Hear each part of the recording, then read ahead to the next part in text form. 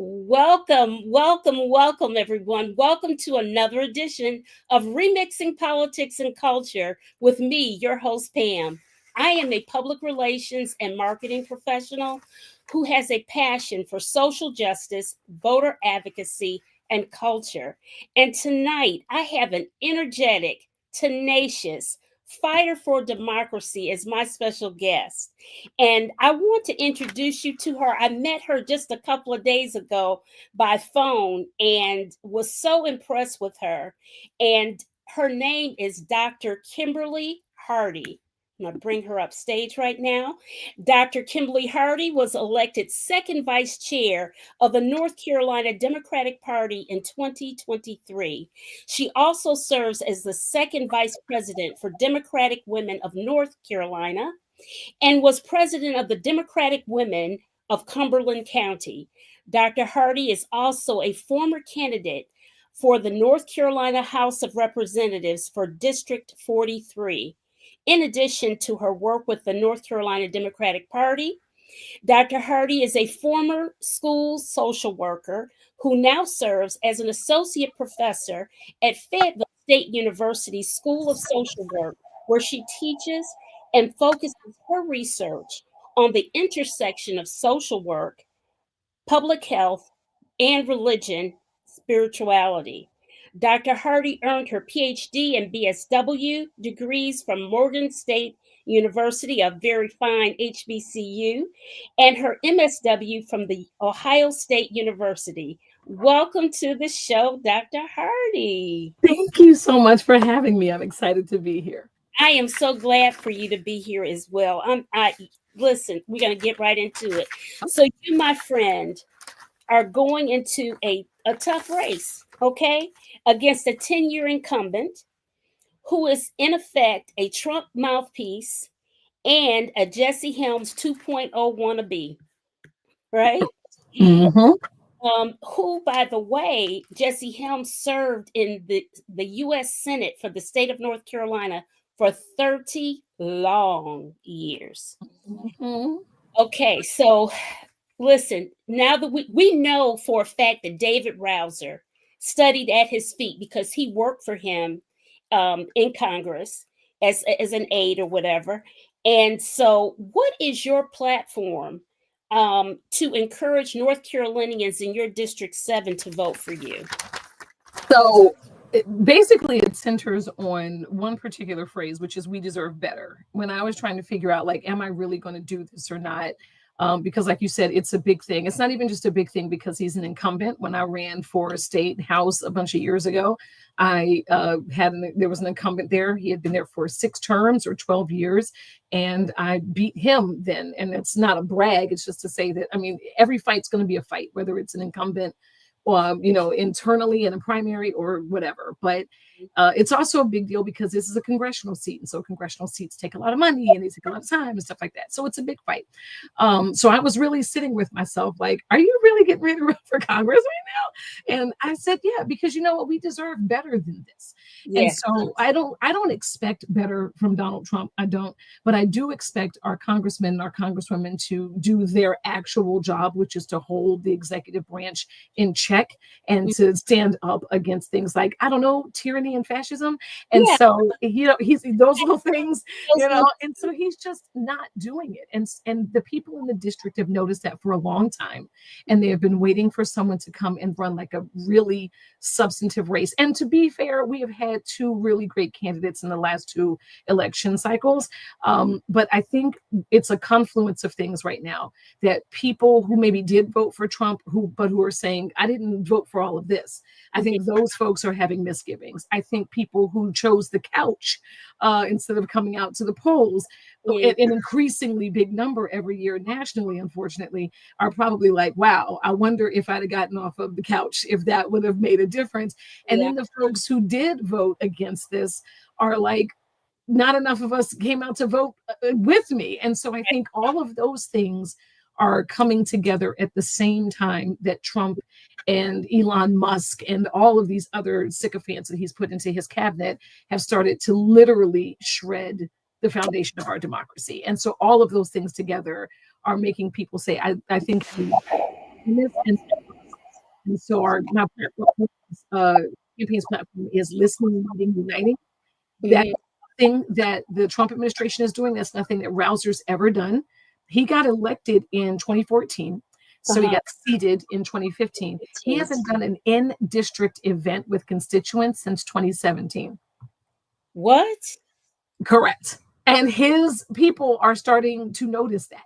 Uh-huh. And they're just like, where have you been? And so, because I was like, where were you during COVID? And so, like, this guy we're paying his salary at the same time that he's letting Trump cut jobs. We're Right. paying for his health care at the same time that he's bragging about Medicaid getting cut with the big stupid bill. And I understand that his part of his platform was to roll back the ACA anyway. Mhm. So he's on brand. Right. Like he's not doing anything that he hasn't told folks he would do on his website.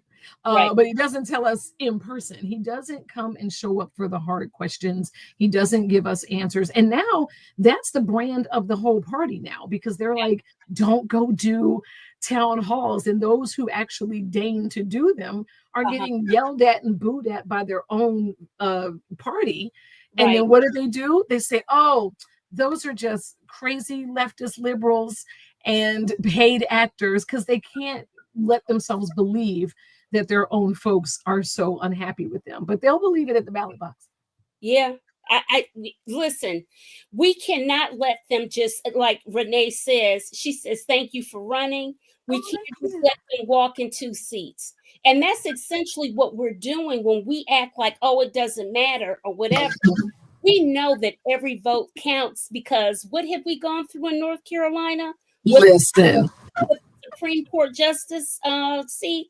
My name was on that list, the Jefferson Griffin list. Uh-huh. And I voted for Allison Riggs, and he was trying to get my vote tossed out. Uh-huh. Only in his race, though. It was only in his race. My registration was only invalid for his race. But Yeah. Allison Riggs' own parents were on that list. Like, it was ridiculous. And they are still trying to disenfranchise folks, which is why we're working on the front end this time to make sure that anybody who might have had like a legitimate issue, let's get that resolved on the front end, because we know they're going to try it again. We know they're going to try it again. Yeah. So, but yeah, this is what you have to do when you know that what you stand for is not in alignment with what people actually need or want. You Right. have to cheat. You have to lie to your base.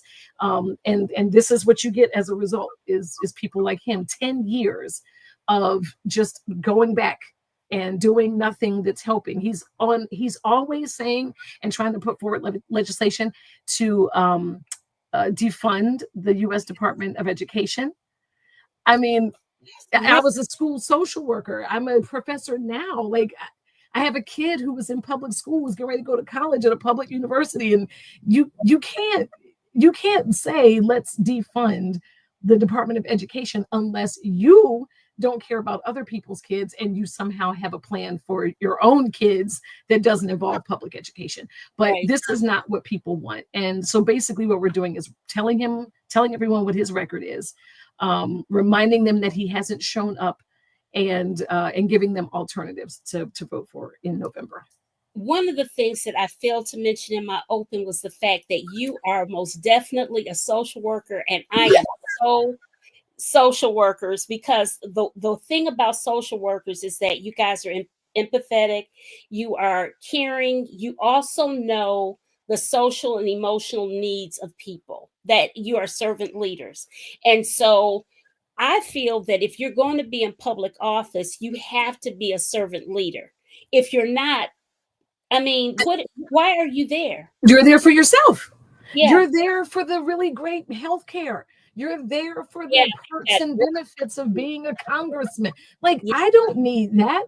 I am a tenured professor. I'm not running for Congress because I need a job. I'm running because someone else does. I Mhm. work for the state of North Carolina. I'm not running because I need health care. I'm running because someone else does. And so, but he is there for himself. And Mhm. so many of them are. He is not the only one. I believe we're contesting across the state, every congressional seat, even the ones that look on paper impossibly out of reach. We're still giving those folks a good, strong fight, because everybody in North Carolina deserves someone who's actually going to be an advocate. I care about these folks. They're not constituents to me. They're my neighbors. These are Yeah. the people my son goes to school with and their parents, my students in my class, my friends in the community. Like, I know these folks. I've lived with these people for over a decade. The whole time he's been in DC avoiding them, I've been right here standing beside them.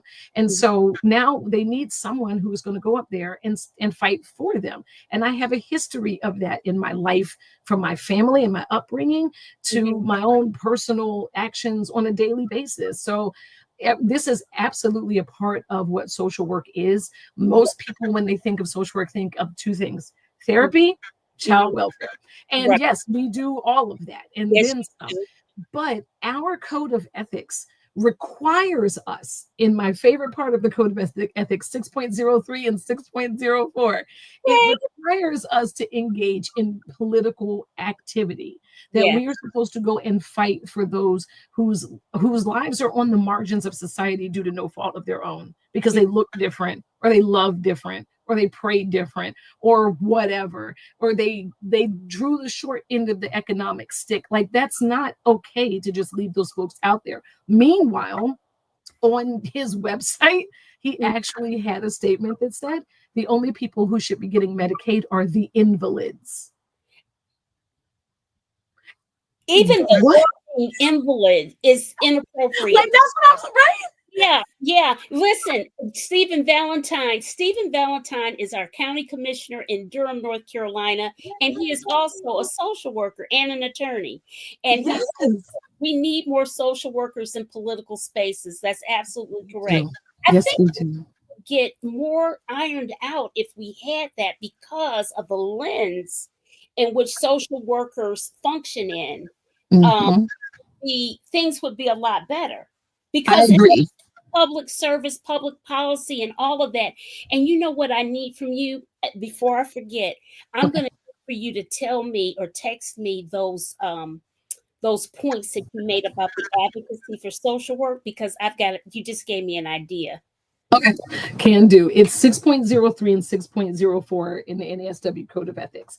Yeah. And it's a mandate that we have, that says you have to be involved in political work. I mean, first of all, for anybody who is watching this, Mm-hmm. every part of your life, Mm-hmm. every aspect of Yeah. your life is impacted either by someone who's been elected to a position, whether you elected them or not, or Right. someone appointed to a position by that elected person. That's Please stop saying, I don't get involved in politics. You don't have to be involved to be infected.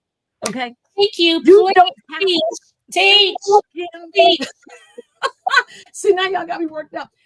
Do not think that your decision not to vote Mm-hmm. somehow absolves you from Right. the impact of the policies by people who were put in place by those who did not absolve themselves. You have to participate every Right. single thing you do. And so when I teach my policy class for my MSW students, they're like, they kind of look at the policy class as like a bump in the road. Like, I was doing clinical. Why do I have to take policy clinical? Right. Because Right.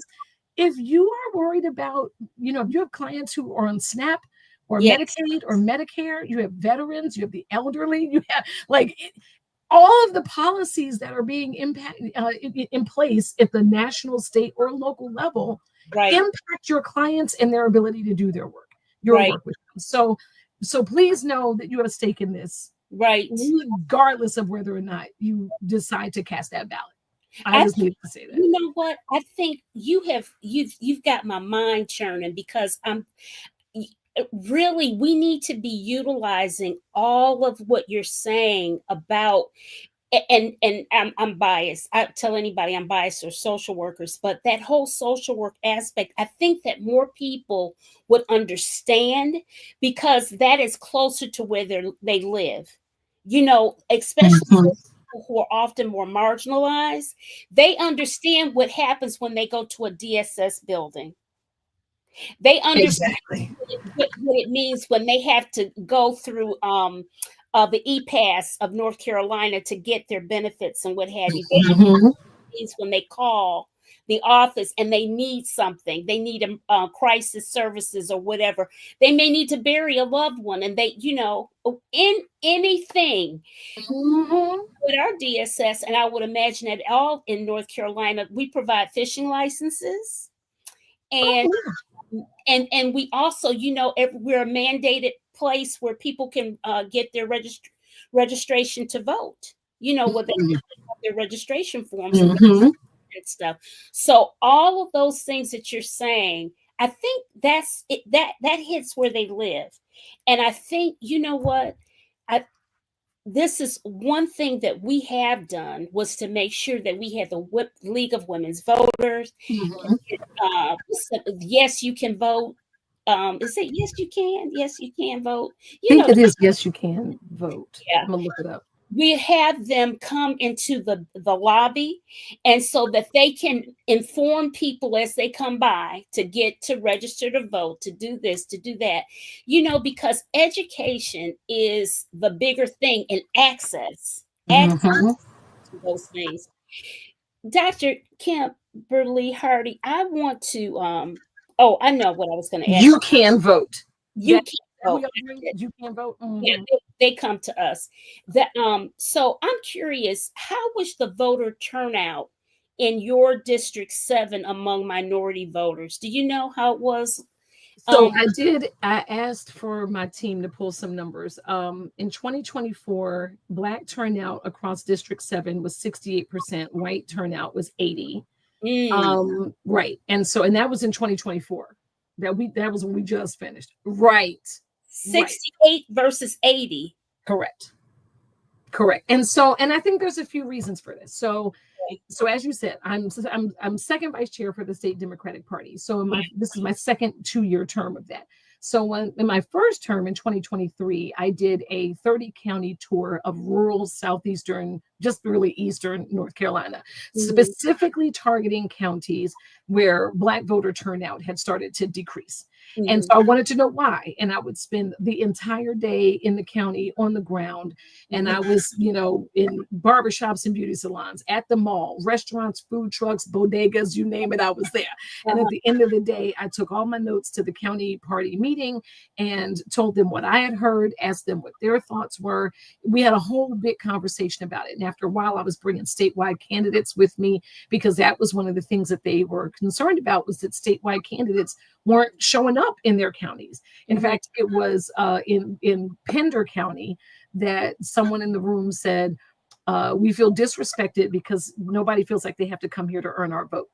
And mm, so I was like, oh, well, I can fix that. And I just started bringing statewide candidates with me, mhm, if their availability was there, so that they could hear from folks and folks could hear from them and meet them.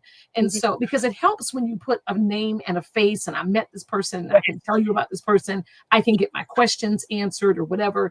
But if you show up 2 weeks before the election, then people start to feel like, as I was told in Craven County one time, these two young brothers were playing basketball. And I said, how come Black folks are not voting here like they used to? He said, we used to vote, but nothing ever changed. So Uh, for us, voting's not something we have to do. It's something y'all want us to do. And mhm, so, and if we don't start paying attention to what folks are saying when they say things like that, mhm. then we're never going to get folks to turn out because they feel like they have no stake in it.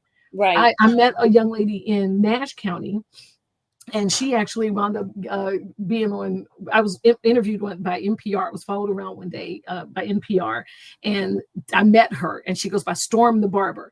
And Uh-huh. so she was like, why does it have to be so hard? We voted for Barack, we voted for Biden, we voted for Clinton, we voted for everybody, and it still just feels so hard.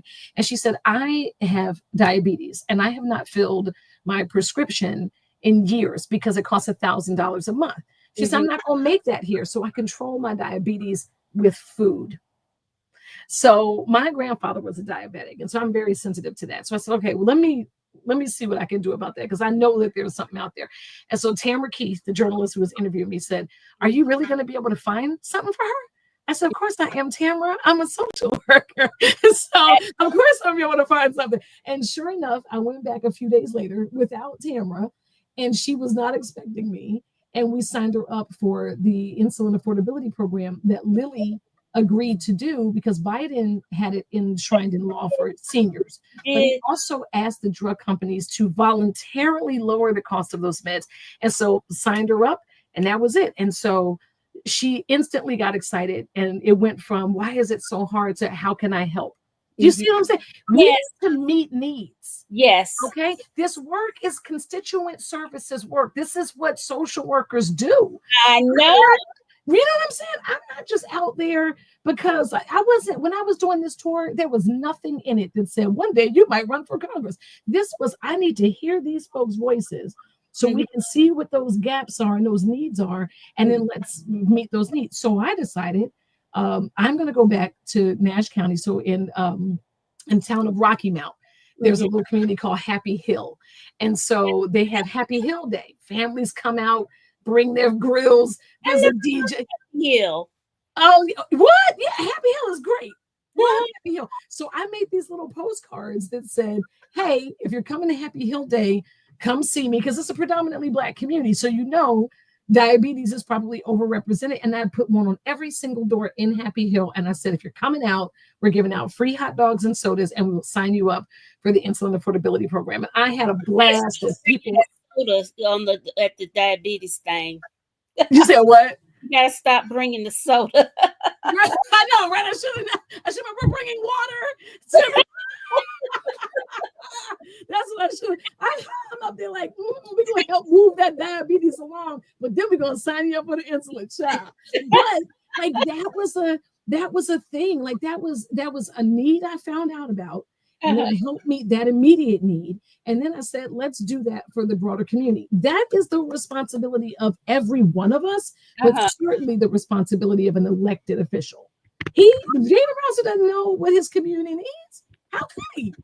How could he? And so there is nobody better to go and advocate on behalf of the community as a whole, I think, than people whose whole job it is to be an advocate to the community as a whole. That's right. That's right. There's some things in the chat. Hold on a second. I'm trying, girl, you know what? This is the problem when you are doing, I do this all the time. I do 6 things at the same time. If you I think I can see this one. Hold on. 3.76 million voters, 30 and under, did not vote across Florida, South Carolina, North Carolina, Georgia, Alabama, Texas. We wonder why we lost by only them. Correct. And if we don't start making that an intentional focus as the party, as candidates, as community members and neighbors, we have to, this is something I started saying when I was doing the tour, is you have more power than you realize, and you have more power than you're using. And so when folks say, well, I voted last time, and I'm like, okay, yeah, but it's got to be right. Every election. You got to vote every time. You got to vote every time. It's the presidential one, too. That's the other big thing. We're right in the middle of, because we don't have off years in North Carolina. We have odd year elections, right? This is the odd year election. So these municipal elections are critically important. And one of my friends, Ricky Hurtado, who got voted into the state legislature in 2020 as the first Latino member of the General Assembly, which is ridiculous because that was only 2020, and was not reelected the following cycle. He used to say all the time on the campaign trail, the closer your name is to the bottom of the ballot, the closer that person is to your needs and issues and your solutions. And so we got to stop. But the thing is people call the name they know. Right. This is why people actually thought that Donald Trump could do something about the price of groceries. Right. Because they call the name that they know. The name is in their face all the time.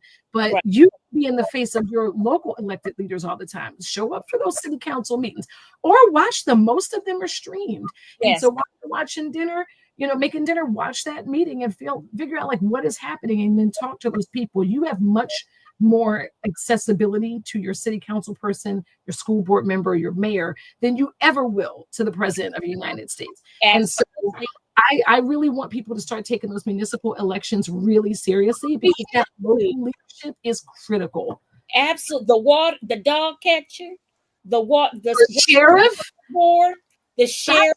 I'm mad about justice reform, and you didn't vote for the sheriff. Please. Please. And here again, it's the education part. Right. It's the Right. education part. And that's why I created this show, because I was so frustrated. And I think by working in a department of social services doing communications and Mm. hearing what the clients are saying, it just got further embedded in me that, oh my God, we have got to have some kind of easy, free, quick, responsive way that we can communicate to people Mhm. and get information and what have you. Yes, Stephen, all politics. Yes. And he put another thing in here. I don't know if you saw it. Oh, he said this: make sure to seek the NASWNC's endorsement. And he says to count him as a Thank you. uh-huh. I did get NASWNC's endorsement when I ran for state ledge, and that was the first one I sought and the first one I got, because it matters to me that my colleagues support this effort. And so I will do that, Stephen. Don't you worry. And thank you so much for being a contributor. And I would actually like to say something about that for a second. So Black women receive smaller amounts of campaign contributions than any other candidate in any race that they're running for. And, but the fact of it, but see, here's the listen, you said we educating tonight. I'm letting folks know. Probably everybody watching knows this, but go tell a friend that doesn't, because there are so many times where we lose these races simply because we don't have the money to out paper the mailboxes, to out advertise them, to get our names and stuff out there. And so, and people think, well, if I can't give you $500, I guess it just doesn't matter. And that is not true. That is not true. That is not true. And so, $50 monthly contributions, $25 contributions, those help a lot. The big max out donations help a lot. $3,500 for congressional candidates and $6,800, I believe it is now, for state legislators. Like, if you can max out all at once, please do that. If you can't, little contributions every month go a really long way. And so, but people are like, well, what are you doing with that money? I promise you, we never see of that. That money goes into an account and then right back out the door to pay for staff, to pay for ads, to pay for lunches for the people that volunteer to work at the polls, put gas in folks' car to get from one speaking event to another.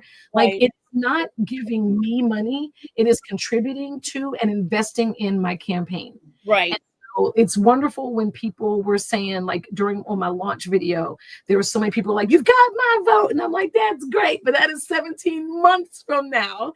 And so if we expect to get there, we're going to need resources. David Rouzer has a $1.2 million war chest because he hasn't really campaigned. And he hasn't done anything. I have not seen, we're going to bring that up in a minute, but let me go to one of these comments. Okay, Donald Clytus, welcome to the show, Donald. I don't ever recall seeing your name before. The Hee Haw Coalition is old and outdated by nothing but 21 Savage and Flipper T. Blacks outnumber white voters by 2.69 million, but they went to all poor rural Southern and sold them. And then I don't know what I got lost there. And Latrice is saying Tip O'Neill. You must have said something that made her think of Tip O'Neill. I don't know what it was. Somebody, Latrice, let us know. Cooper will win, but he must carry Greenville and Raleigh. Kamala lost both cities in November. Yeah, so we had the state party had its unity dinner last night, and so along with Illinois Governor Pritzker, I know I did try to get you there, but the media, there were a ton of people trying to get there because they thought, oh, this is the big thing. I know what it is. Somebody said all politics is local. Yes, it is. Tip O'Neill. Okay. So, but yeah, so former Governor Cooper was there. Yes, we're pretty sure he's going to announce on Monday. But he does need to win this seat, and so we're going to do everything we can, obviously, as a state party, to support him. We don't believe that he's going to have a primary. That actually helps us and all candidates who don't have primaries, so that we don't have to fight internally. Yes. We can just get out there, start raising money, start getting our name recognition up, start being present in communities, and making sure folks know who we are. But it's really, really important that that we do everything we can to get him over the hump, because and every one of these cities is important. Greenville, Raleigh, Yes. Fayetteville, Yes. Robesonville. Like, there's a whole bunch of, like, Everybody, Lottie Dottie, and everybody's important. my mama used to say all the time, Lottie Dottie and everybody. Okay, you know what, we are kindred spirits. Because that is exactly what my mom used to say. Lottie Dottie and everybody. And so, but here's the thing. It's not going to just come down to one group of people didn't go out and go grab this group of people. We all have a responsibility here. Yes. We cannot be beholden. And this is coming from somebody who's a party officer. We cannot be beholden to the state Democratic Party, to the national DNC, to go out and get our people. We inherited a legacy of internal activism. Yes. Right. Our family members got their family members in the neighborhood together, and we did this thing ourselves, and we exercised power because we voted in a collective. Everything we did as a collective. And so, we hear all the time, well, the Democrats' messaging isn't any good. Well, you know what? I hear that. And I welcome all kinds of feedback on what y'all think the messaging should be. But we have to know what it is that somebody's issues are and speak to that. And we have to do it with some fight. We have to do it with some teeth.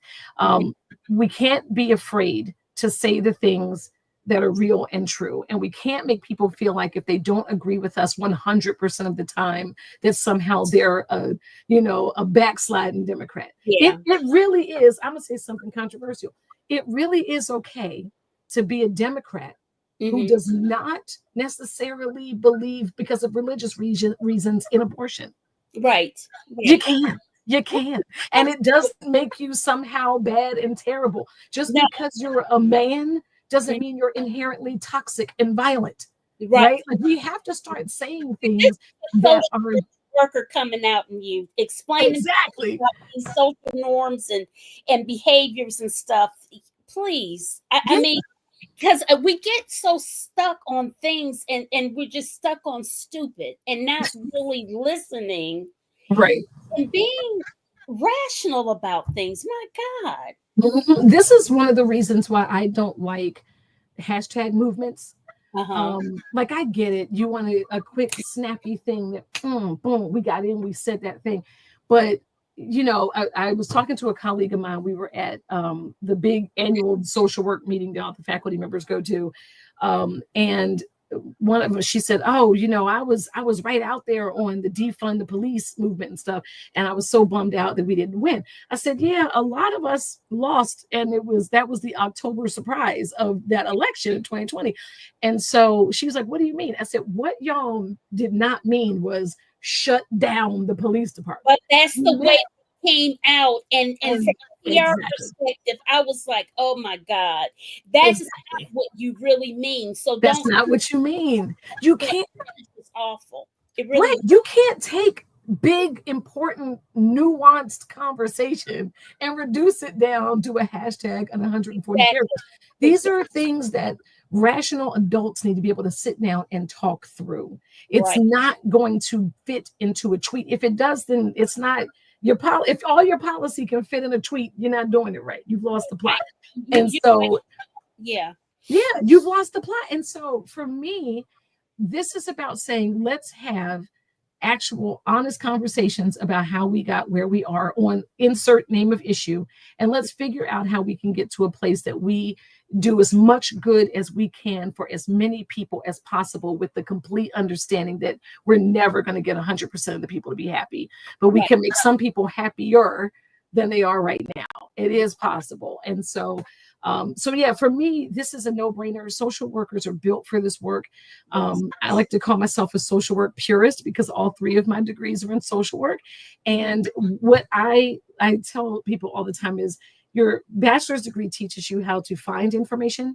and your master's degree teaches you how to use information, and your doctoral degree teaches you how to create information. And so I feel like I'm in the space where I'm like, it's time for me to go and create policy, knowing what I know, having done what I've done, having heard what I've heard and seen. So for me, this is who you're getting. This is who I've always been. And I'm kind of it. I'm not in a primary. And so if we want to get rid of David Rouzer, I'm your gal. Right? And I'm ready to go do that day one. Okay. Donald says he has the votes with white, Southern, yellow dog, and blue dog voters. His campaign lacks 26 and under critical blacks, strategic grassroots personnel. He must be talking about Cooper. Is that who you're talking about, Donald? I think Donald, tell us. I bet it is. I think he is talking about Cooper. He talked about Cooper up above that. He said Cooper will win, but he must carry Greenville. And I think that was a continuation of his thought.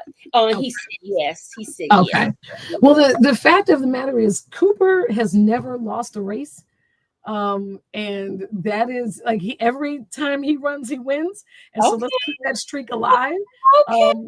You know, and let's remember, he was the governor that it finally got Medicaid expanded, that put 650,000 North Carolinians into healthcare. You know, and so we got to remember that he has done things. He has a track record that people have obviously believed in statewide before, because he spent 16 years as Attorney General, 8 years as the governor. He was in the House before that. Like, I really feel like Ray Cooper has his thumb on the pulse of what North Carolinians need. And he has, I think he actually also pulls from both sides of the aisle, but the independent or unaffiliated voter is the biggest voting bloc in the state. And I think that is where we have to make sure we spend a lot of time too. We cannot just keep thinking that, you know, these folks who have taken this principled stance to say, I'm done with partisan talking points, I just want to talk about the issues. Like, we have to speak to what their issues are as well. And if you really think about it, not one issue that we're talking about is truly partisan. Healthcare, schools, exactly. Snack benefits, food. When food becomes partisan, that's the title of my book. I'm gonna write a book. When food became partisan, because that is one of the things that you heard people saying. They were like, oh my God, you know, he's going to lower the cost of groceries. That was never anything that he had the capacity to do, and then got in there and demonstrated that he also didn't have the willingness to try. And everything went up, and then he did his little silly tariffs. And it is, like you said before, a voter education issue. Because, and I don't like when we say, and I know you're not saying it this way, I'm certainly also not saying it this way, but I don't like when people write off that people should know. It's your civic responsibility to know. People are busy trying to live life. People are trying to survive. Most people are in survival mode, especially now. So so when they hear about politics and stuff, a lot of them are just frustrated. Why do we have to talk about this? Why do we have to do it? Because your life and how you're feeling has been impacted by somebody creating policy that you may or may not have voted for. Right. You have to be aware of that. Get that through your head. Your ability to live the way you'd like to live is greatly impacted on who you decide to vote into office, especially locally. Exactly. Including those things that you never think about. For example, last cycle, Braxton Winston was running to be your commissioner of labor. And Braxton, he says all the time, like, I'm a clock in, clock out guy. Like, I work just like everybody else works. And yet he got himself all around this state championing the labor. And he said, it is not just the face on the elevator. Right. And he liked to tell us, remember when they did that video at Carowinds and the roller coaster was broken, but it was still running with people on it? Remember that? Every one of the carnivals that come to your parking lot at the mall, the Carowinds and theme parks, all of that. All of those things need to be inspected by people from labor. And there's a huge shortage of those people in the labor department. And why do we have the shortage? Who knows? Probably because of whoever was in there before. Who knows? Because they didn't allocate funding. Because any Yeah. number of reasons why. He was great at explaining the reasons why, but I listened to all of them, and so I'm not going to remember everybody's individual stump. But he definitely talked about we need to have that there. This is also though about making sure that workers stay safe. It is blazing hot outside. Right. Yet there are still people working. We need to make sure they have access to cooling spaces and time Right. off, paid breaks, that they Right. have access to water, things like that. Like we can't just be running these people to death in the heat. That this is we have cooling stations Yeah. now for homeless folks and older folks and stuff like that. Fans are not going to do it. Like this is protecting worker safety. Right. Elevators inspected, all that kind of stuff. So every single thing about your life really is impacted by an Right. elected person. And we don't expect everybody to know what every office does. But when these people show up, when they come around, and if they don't, take note of that too, but when they come around, go to them. Right. Go to the town hall meeting and ask a question and say, and ask them what it is and hold them to David it. Rouzer, your competitor, won't have a town hall. He won't. Yeah. He won't. And that's fine. Come ask me. I'll tell you. I'll tell you, right? And that's ridiculous. But we went from, and be clear also, North Carolina is not a red state. No, it's not. On our worst day, we're purple. Yes. We went from having a 7-7 split in Congress of Republicans and Democrats, which probably best represented what we really are demographically, to 10 Republicans and 4 Democrats, simply because they chose to gerrymander those districts to drown out the voices of the people. Like that is pathetic when that is what you do it, and you do it in the light of day. And you do it with the full intention of watering down other people's votes or demoralizing them to go, why do we bother to vote anyway? So that you just win by default. Right. Rouser's not going to be able to win by default this cycle. He's going to have to fight me. That's right. That's right. Good luck to him. Good luck. Right. See you later. Bye, dude. That's exactly. To say. Okay, what Donald's saying, the barbarians are coming, the Republicans and are fierce with the Cooper and Tillis dropout race. We better wake up. Okay. I don't know who the barbarians are, Donald. We got to get Donald on here as a guest because I want to hear Donald in real time. Yeah, what is Donald talking about? I don't even know who the barbarians are, Donald. Okay, listen, I wanted to show people who your competitor is, and I wanted to show the map of your area that you're representing. So let me share the screen. And okay, you see it? Yes. Our district. Okay, let me show you. This is David Rouzer. So you guys see the face. You might recognize him. He stays under the radar purposely. Yes, he does. He stays under the radar. And here is the map of the 7th district. And these red dots are his offices. So this one is the New Hanover County office, Brunswick County office. So he has 4 offices, Robeson County, and that's Cumberland County. It's the first time hearing of a Cumberland County office. Oh, really? Yeah. Well, he's never at any of them, so it doesn't even matter. Well, this is the map, and I would imagine it's been a bit gerrymandered. Yes. It has. Yeah, of course it has. None of his prior, we're given to understand that none of his prior spaces, or at least most of them, are not even in there anymore. Like they redid the whole thing, and they do it because this is the only way they know how to win. So it's 8 counties in total. And so, when you see the logo for my campaign, it has 8 stars, and it's to reflect each of the 8 counties because all of them are equally important. And so it's most of Cumberland, where I live, and parts of both Robeson and Sampson, and then all of Bladen, Columbus, Pender, Brunswick, and New Hanover. And so that's a lot of space to cover with a lot of different demographics. Each of those That counties is. has so many different types of need. But I know it because I've been over all of those places and I've talked to all of those people. I've got doors in those spaces. So I know what those different spaces are in need in ways that I doubt David Rouzer does. Uh-huh. But when you think about it, so we talk about there's a bit of Robeson. And Mm. so we have to talk about them in the context also of the indigenous community and their turnout. And so I asked my folks earlier to get me some notes, so I'm looking over there right quick.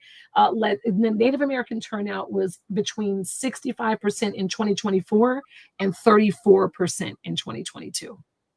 Okay, so they really went up. Yeah, but that's still like I'm not gonna be happy until I get that number up But even more. you know what? We gotta applaud them. They went We up do. horribly. Yes, So that we is bravo. you know, so we got to do the good. We got to give them their stars. You know, That's we right. got Give them their flowers. you Give them did their a flowers. good job, but we're gonna do even better now. And Oh, we're gonna do even better. But it's definitely trending in the right direction. right. Direction. Latino voting was 55% in the district in 2024. But it has also gone up because it was 21% in 2022. So everybody's coming out more.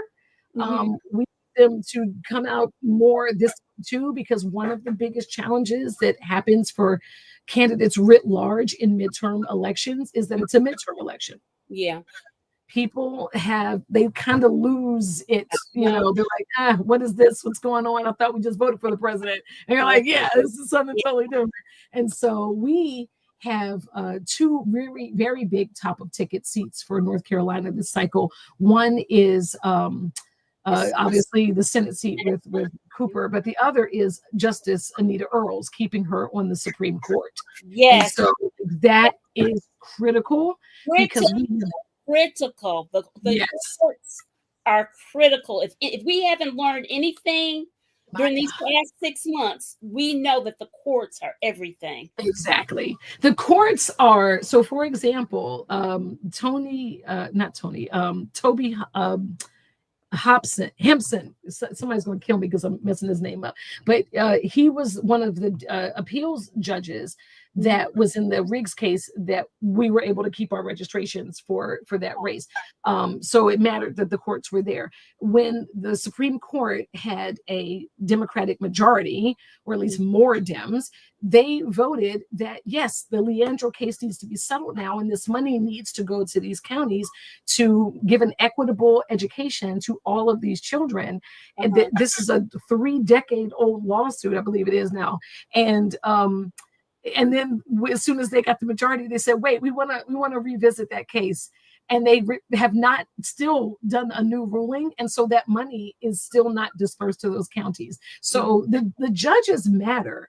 And we think, oh, well, I'll never go to the Supreme Court. Well, I hope not.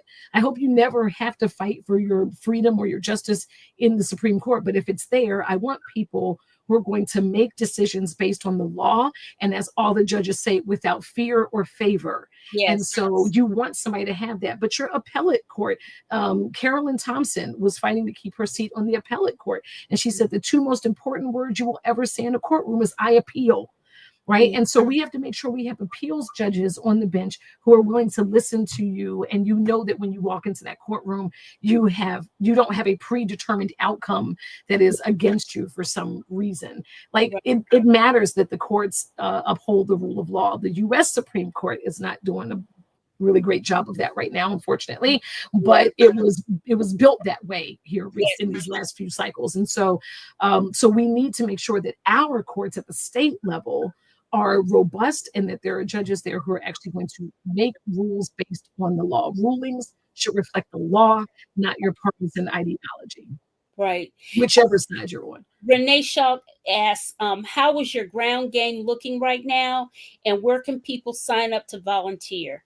Oh, this is great. I love this. I'm going to go in reverse order. So you can volunteer, learn more about me, make a contribution, all of those things at KimberlyHardyForCongress.com. I'm putting it in the chat. Oh, thank you. Mm-hmm. For For the word for, yep, .com. .com. Yes. And in terms of ground game, so one of the things that we're doing, and it's starting on August 3rd, is I'm having a launch event in all 8 counties. So every single day from the 3rd through, we're going to have a launch event in each of the counties, because I don't want to just launch in Cumberland because this is where I'm from, or New Hanover because that's where he lives. All of these counties matter. And so I'm going to show up in all of these counties, and there are meet and greets so you can come and meet me. But we're also doing a school supply drive with all of them to give school supplies to a school in that county that needs those resources, because not everybody can afford to send their kids back with fresh everything, and so we want to make sure we do something to help with that. So, so that's. And when we're in these different spaces, we're also going to be signing up volunteers in each of the counties.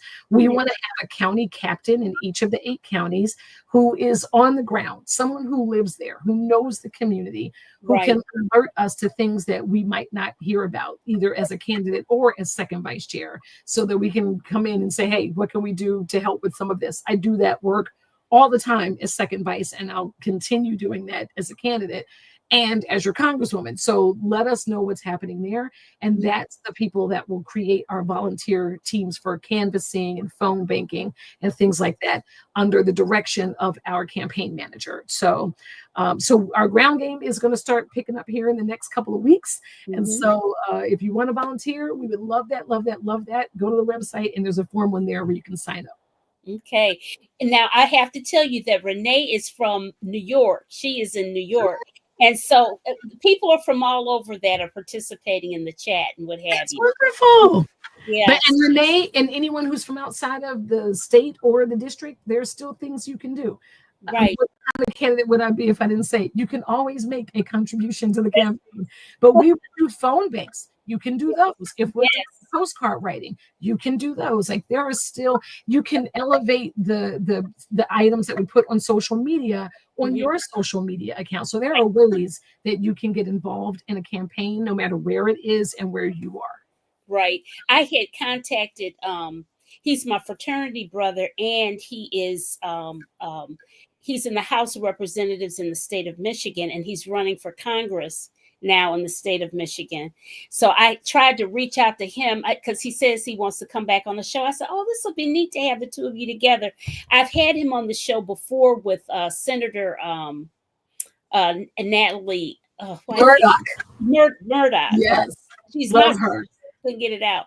And they had a good conversation, and it was so neat for them to meet this way. And so they were going to end up at a conference together, you know, with the state legislators and stuff.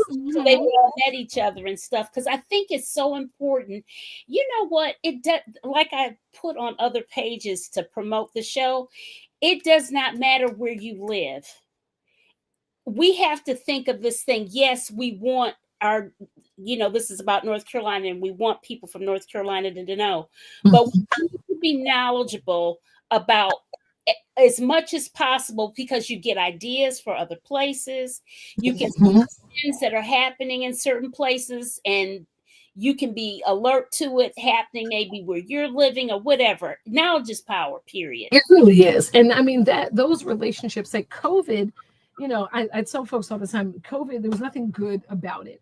But if we were able to cull something from that experience when we were running for office in 2020, is that a bunch of us who were running for office, especially for the General Assembly here in North Carolina, ended up on the same Zooms together.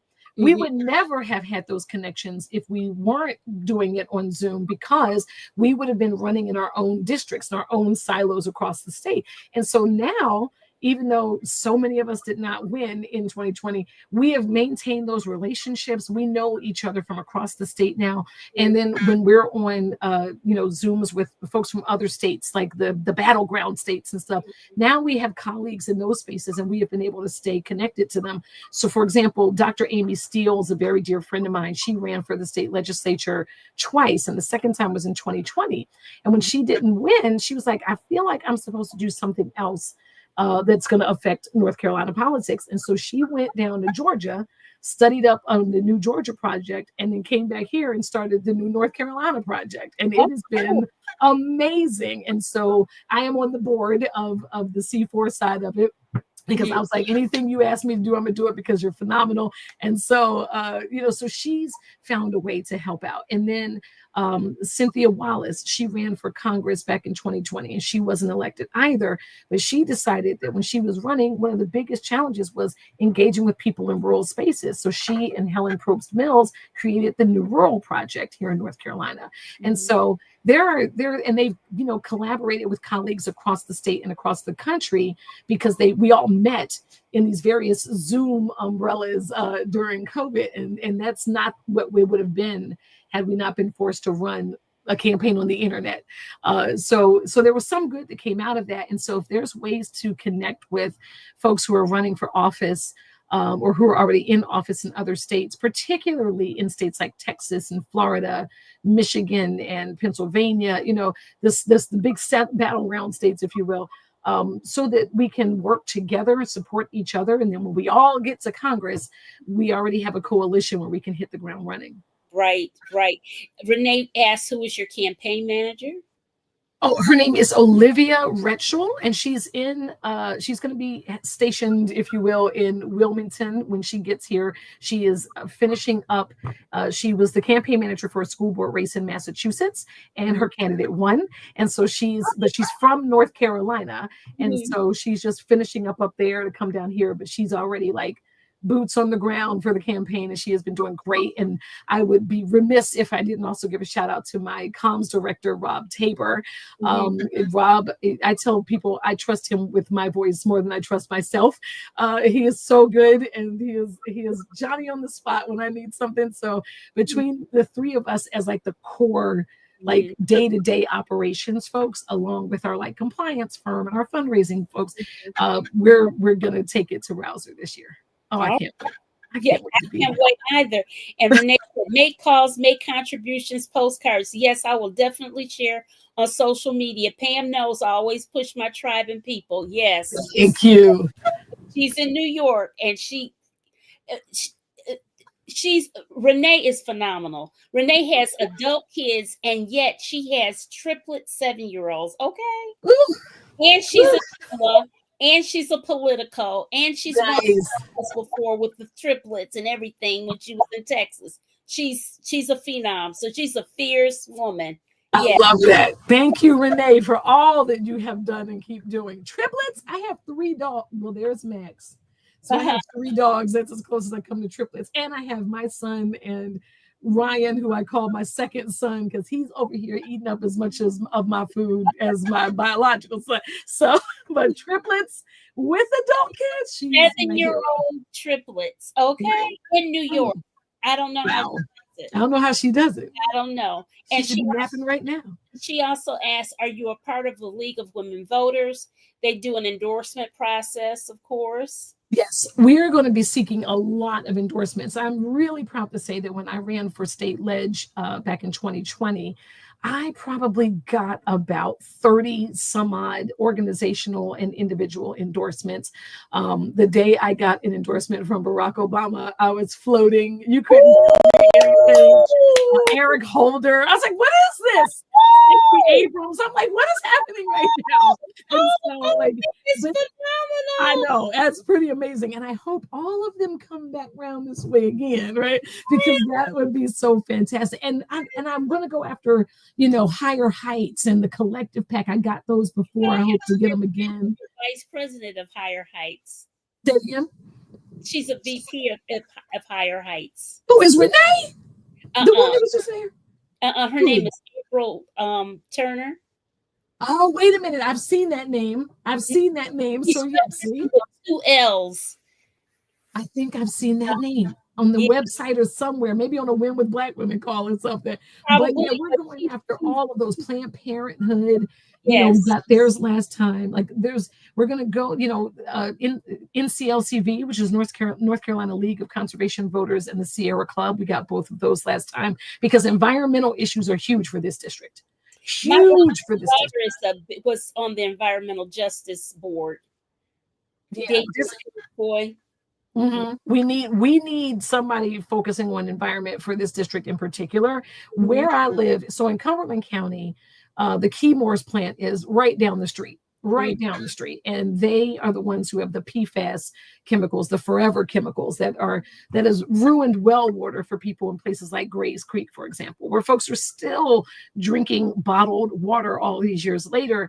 And we've tried to get them, the state legislature has tried to get Keymores to give whole home filtration systems, because we are concerned about things like prolonged dermal exposure. Taking a shower and washing your hair in poisoned water, like, we don't know what the long-term effect of that is going to be. And then Rouzer is a big fan of drill baby drill, so he wants oil rigs off the coast of Wilmington. But there are multiple beaches in Wilmington, and they are a huge tourist draw for us, which is an economic issue. But we also have, an environmental issue to concern ourselves with, because this is people's money, fishermen, right? They need those waters to be clean.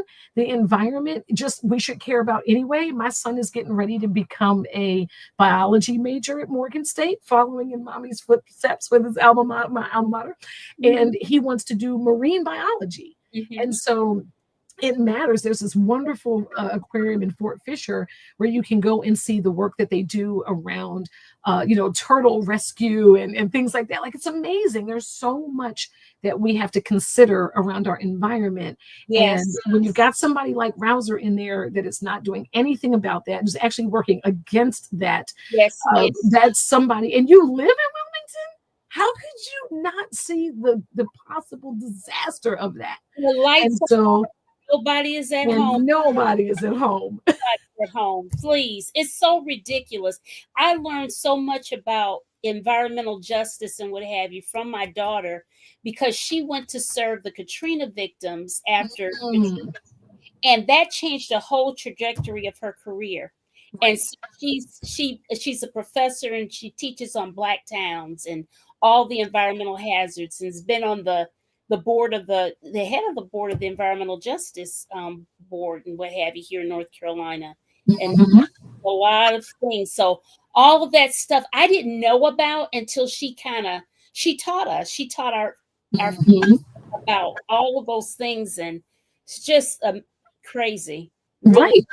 I mean, environment is Jeff Jackson, our attorney general. We're having a fundraiser on August 23rd up in Raleigh, and he's agreed to be our guest speaker, and State Representative Renee Price is the host of it. It's going to be really, really nice.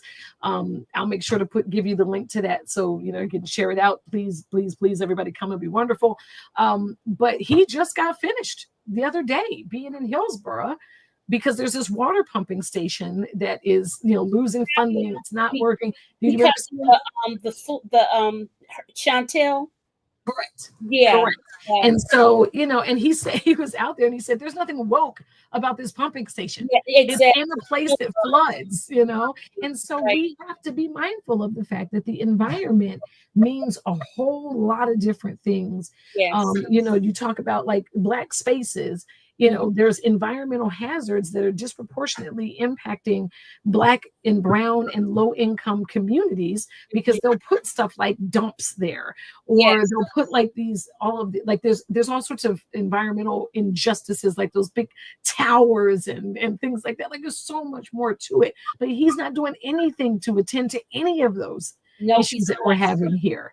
And so, why do people want to vote for me? Because I'm better than that.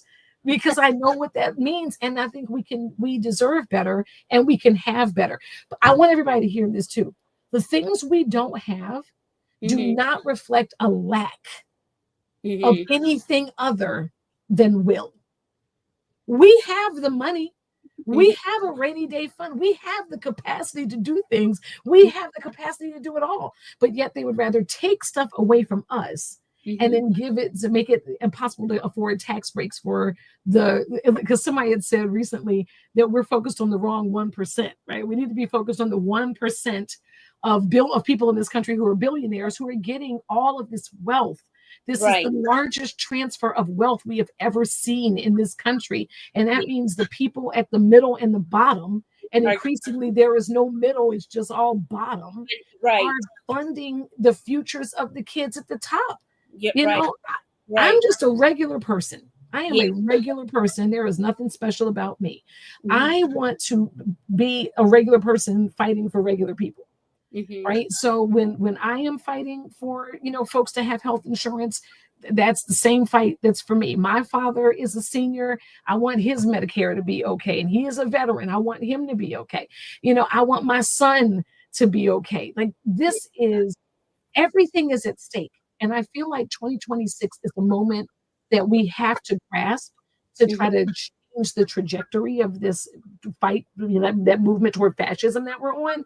Because if we don't, I worry about 28. I really do. Right. Absolutely. Well, listen, we are I'm gonna read this last comment from Donald. He says, you must get the underground assets team in place. You decide who is gonna go pick up the 12 million in DC for 2 high profile fundraisers at the CBC. I would love to know who is going to go get the 12 million. That would be great. That would be great.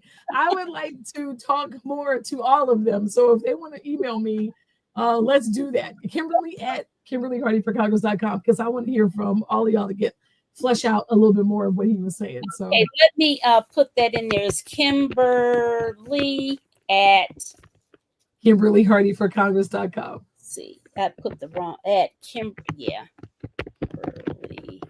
Hardy for Congress.com.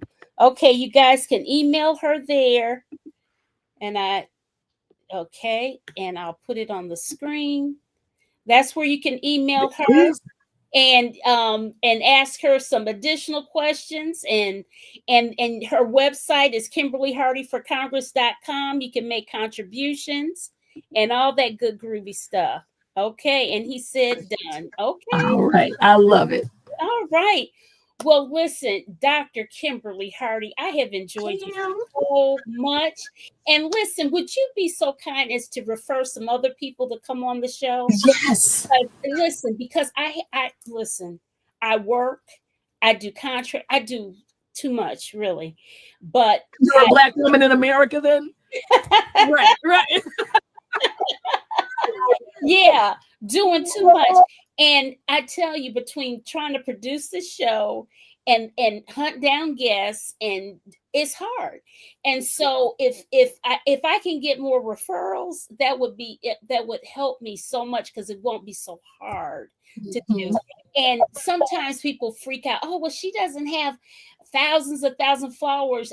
That's why I have the show streamed on Facebook and LinkedIn, as well as YouTube. YouTube is a beast to grow. It really is. I'll tell you the story off topic, but off set. But it's so you get a lot more views on my Facebook page, because that's where I have the largest amount of followers and friends. And then, guys, if you would share this video, and if I'd have a person, hopefully my daughter will help me to chop up my video so I can do YouTube shorts. That makes it too. But girl, ask me, do I have time? No. No, you do not. But So I appreciate that you are willing to do this, though. Like, you're platforming folks that, who have a voice. I did my research on you too. And I was like, who is she talking to? And you talked to some great folks about great topics and things that the community needs to hear. And when people are starting to feel like legacy media is no longer unbiased, it is no longer a source of information, they feel like they got to watch that plus something else, because I don't quite know if what y'all is saying is, you're that something else for so many people. And so audiences grow over time. And so yours is going to grow over time. And I am grateful to be a part of it when you're still little enough to care about little old me. I will always care even more. I like that. And and listen, you want the audience to grow and stuff, but you want to be able to my first and foremost mission is to educate. Period. Please, y'all. We got to do better. We have to do better. We must do better. And Diane, Mhm. so much. You are so kind. You're very kind. I appreciate you. I don't recall seeing your name before, but that doesn't mean anything. It's no telling. You might have been on a show or whatever. That's the one thing I love to have all the interaction because Yes. I don't know I don't know who's on there. Or what. Mhm. I Just like the interactive comments because it means that, folks, they're not just sitting there like, I wonder what she would have said about this. I like that you let people join the conversation. That is very uncommon in podcasts. Yeah, it is. And I think it's Mhm. because that I don't want to sit up here talking just to myself. And I know, having been involved in education and so many things, I know that people learn when you can exchange from one another. That's how we learn and grow and do better. Really and Right. truly, right? Yes, I completely agree. I completely agree. Interfacing with people, you get to learn and do better. And see, Mhm. Renee is in New York. She's gonna talk about you, and she's in New There York, it is. Carolina. So I don't know where some other people from Michigan, whatever. But like I told them, as Boo. Now I ain't happy about that Michigan piece now. listen, I went to the University of Michigan, and you notice I didn't say not one bad thing. Listen, I couldn't let us go without bringing up the fact that the Ohio State University Buckeyes are back on top in the football world where we should always be. Your Listen, current reigning national champion. Oh, she don't went to go get some. She getting props. That's not fair. Oh no, yeah, no, no. you should not have said that. Okay, okay, You're okay. lucky I don't have a prop near me right now. You know what? I knew. Listen, That little school up north. That's who y'all are to us. That little school, Oklahoma.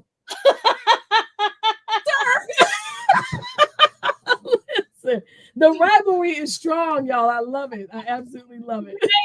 but listen, I have enjoyed you so much, and we're gonna Likewise. touch, and we're gonna keep. We got a long stretch, so we got to get some of you and some of our other people on here and see how things are going, and pump you up and encourage Thank you, and you. all that good stuff. I Okay, appreciate you, sis. Thank you so much. absolutely. Take care now. Good night, Bye. everybody. Ooh. Go ahead and stay on. We're